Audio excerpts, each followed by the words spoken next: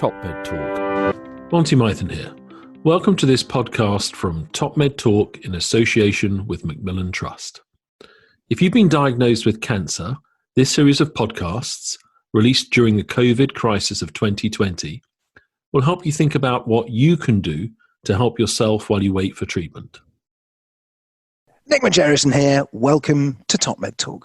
And on today's TopMedTalk, we're talking to Claire Shaw, consultant dietitian at the Royal Marsden NHS Foundation Trust.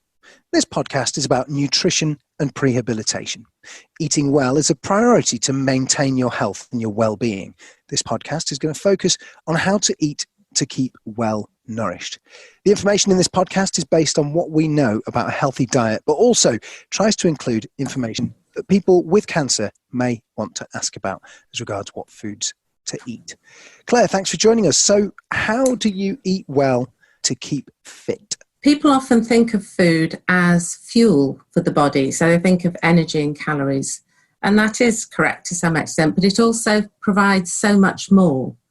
So if we think about parts of the diet such as protein, they're the building blocks of muscles, and the diet also provides vitamins and minerals to help the body function well. So it's not just about energy. People do know some of the messages about eating well to keep fit and well. Lots of people know they should be aiming for 5 portions of fruit and vegetables every day. But there are other important food groups that we mustn't forget. I mentioned protein earlier on. Mm-hmm. Protein is one of the food groups that provides the building blocks for muscles and proteins that have a particular job to do, such as in the blood or the immune system. Okay, well, whereabouts would I get protein from? What food would I eat? So if you're a meat eater, you would get it from meat. Particularly a good source would be lean red meat. It also comes from chicken, fish, eggs, dairy products, including cheese and yogurt. Not everybody eats meat. Vegetable sources might include beans, pulses, nuts, seeds. Soy products are a bit more popular now, including foods such as tofu. So there's a very broad range of foods in the diet that would give you good sources of protein. Okay, and is protein more important, do you think? Yeah, that's a good question. So we all need protein, but when people have got a diagnosis of cancer, there are thoughts that they should actually eat a bit more protein than usual, particularly having protein in their diet spread throughout the day. And particularly if people are exercising, protein is very important for muscle recovery. So eating protein around the time of exercising is good advice. Okay. And of course, if you're expecting treatment for cancer at the moment, you'd be in the phase known as prehabilitation, where you're preparing for that. That's right. Procedure. Okay. That's right. So the key messages there really are to eat well, to maintain exercise, so you're maintaining your muscle mass. And that's why we're putting a particular focus on protein around the time of prehabilitation. Okay, what other foods should we be looking at? So the other food groups people really should include in their diet include starchy carbohydrate foods. So those would be things like bread, potatoes, rice, pasta, noodles, breakfast cereals. They're particularly good if they're the whole grain varieties because they have more vitamins and minerals and some dietary fibre. And then some of the foods that I mentioned in the protein category, so things like beans and lentils, they have protein, but they also have starchy carbohydrates as well. So tell us more about a balanced diet. What else should we be looking at? Moderate amounts of things. We all need a bit of fat in our diet. So good fats would be things like olive oil, vegetable oils. People will also get fat in other foods that I've mentioned, so things like meat, oily fish, eggs, and some of the dairy products. So fat is a very good source of energy or calories. So if people are losing weight, then foods that have got a bit more fat in them can be useful to help them prevent weight loss because it's a way of adding extra calories into the diet. Now, it's an interesting thing you say there because as I'm thinking of diet, I'm thinking of people eating to lose weight, but I'm in the wrong category there, aren't I? If you're getting ready if you're getting ready for a serious operation or surgery or treatment for cancer, you're eating for different reasons, aren't you? It's not necessarily the case you're aiming to lose weight. That's absolutely correct. And our advice would generally be that if people, even if they're overweight, This is not the time to be losing weight unless they've specifically been advised that by a doctor and they're under the care of a dietitian. So even if they're overweight, we're talking about eating well to stay well. We're not talking about people dieting to lose weight. We know that if people lose weight before or during cancer treatment, that can have a negative impact on how well they cope with the treatment. So we're not really wanting people to lose weight just before they start or during cancer treatment. Okay, so weight loss is not helpful, but healthy eating is. Okay, so on healthy eating, and I guess on weight loss, what about these kind of high sugar, high fat foods? Are we still allowed them, or how does that work? Well, I think everybody needs a treat, don't they? Particularly at the moment when we're shut away. But there should be a treat rather than a main part of the diet. So absolutely include them, but as a bit of an extra and a bit of a feel-good food. Or if people are actually losing weight, then they might need to think about these types of foods a little bit more often to try and help get the energy, the calories in. Okay, so we've done eating. What about drinking? Yeah. What should we be doing? Well, fluid intake's really, really important, and we touched a little bit on encouraging people to exercise. So drinking is obviously important on a daily basis, but also if you're exercising, you might need to take a bit more fluid if you're sweating. The good guide is to think about 8 to 10 cups or glasses of fluid every day.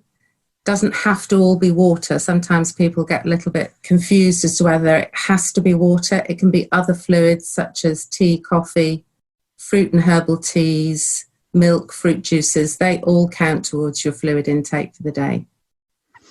Right, okay. So as I head towards my treatment, as I head through this period, how is it best for me to monitor my diet and keep a track of all of this? So if we think about monitoring food intake in the first instance, I would really encourage people to plan their meals and think about that. You know, if they can't get out shopping and they're going to have to give somebody a list of foods to buy, think about what they're going to eat over the next few days, and bearing in mind the conversation we've just had about making sure those meals include protein, starchy carbohydrate foods, fruit and vegetables, and then an occasional treat to help bring up the calories. I would also encourage people to try and stick to a routine. You know, it's quite hard, isn't it, when you haven't got anything else to punctuate your day, but having those 3 meals a day, if people need a bit extra, then maybe 1 or 2 snacks in between. That helps you stick to a routine and helps you really guide what you're doing and planning with your meals. The way I understand it from the work I've done here at TopMedTalk is if you're involved in prehabilitation, it's often good to think of yourself as part of a team of people who are treating you and maybe making this part of your treatment, the regular planning you're talking about. Absolutely. I think, you know, to have a clear guide as to what you're aiming for is a great motivator. And one of the things I often do when I'm speaking to people is really help them come up with a plan that works for them. A lot of people are very capable of doing that for themselves. They know what suits them, they know what they like, but mapping it out, I think, over the days and weeks is really, really helpful. So they know what they're aiming for. I absolutely agree. And that's all part of the team that people need to support them. Now, I guess also part of this planning process is going to involve how you do your shopping and what you get. Yeah, it's a little bit unpredictable at the moment, whether you're going to be able to get all the things, all the food items that you want. Thinking about store cupboard items is really important, and foods that can be kept in the freezer if you've got capacity to keep foods in the freezer. They can be just as nutritious. So it's not that you have to have everything as fresh food.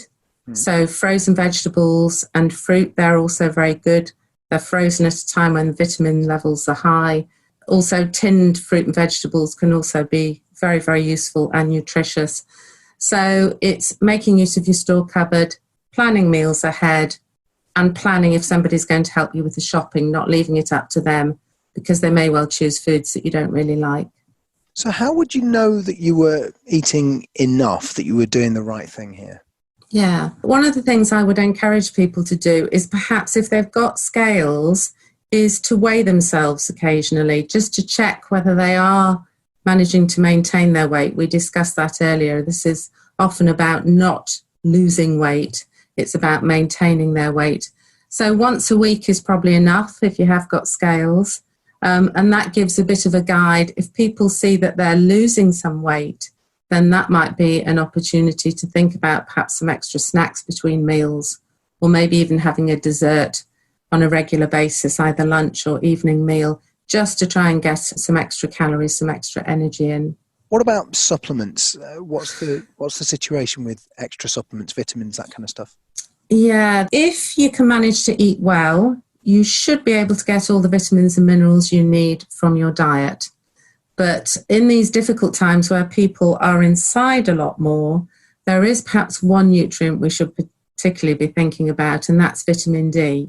So you're probably aware when the summer months come, all of us get some vitamin D from sunlight. Vitamin D is also in foods, but in the summer months, we get a top up from being out in the sun. But of course, at the moment, people are inside, so it's unlikely they're going to be getting sufficient exposure from sunlight. So it might be, if you're one of those people who's not going out, then thinking about a low-dose vitamin D supplement. And by that, I would mean for an adult, that's about 10 micrograms of vitamin D. Vitamins and minerals you should be able to get from your varied diet. If you're not eating well for various reasons, then a one-a-day multivitamin without high levels of any vitamins might be an alternative. You might feel you need to take something like that. There are also other dietary supplements available in the shops. Some of them are in liquid form and they're designed to supplement meals, and they're really aimed at people who are losing weight or really struggling to eat. And they can be bought in large supermarkets or pharmacists. And then I find my patients often ask me about the protein supplements that people use if they're going to the gym. Yeah. And because we talked about protein, people often say, oh, do I need to buy some of those protein supplements? And the answer is no, they don't. You can get enough protein from foods in your diet. And going back to the foods we talked about earlier, which were the meat, fish, chicken, eggs, the dairy foods such as cheese and yogurt and milk, and then the vegetable sources of protein, beans, pulses, nuts and seeds. What about drinks? Are there any drinks that would help in this respect that we haven't mentioned yet? Well, there are some high protein, high energy drinks around. A lot of these are powders that you make up with water or with milk. They tend to be like a milkshake type of drink. As I mentioned, some of them you can buy from big supermarkets or pharmacists. If you really need advice, then some of these drinks are available through your GP. And it may be that you need to ask for some guidance either from the GP or to be referred to a dietitian. How easy it will be to speak to a dietitian at the moment is debatable, but certainly there are some resources on the Macmillan website that would be able to guide you. TopMedTalk. Desiree Chappell here. Thanks for listening to TopMedTalk. If you've enjoyed this podcast and you're a medical professional, please check us out at TopMedTalk.com for more information. We bring cutting-edge research right to the ears of lifesavers and carers around the world. TopMedTalk.com for more information.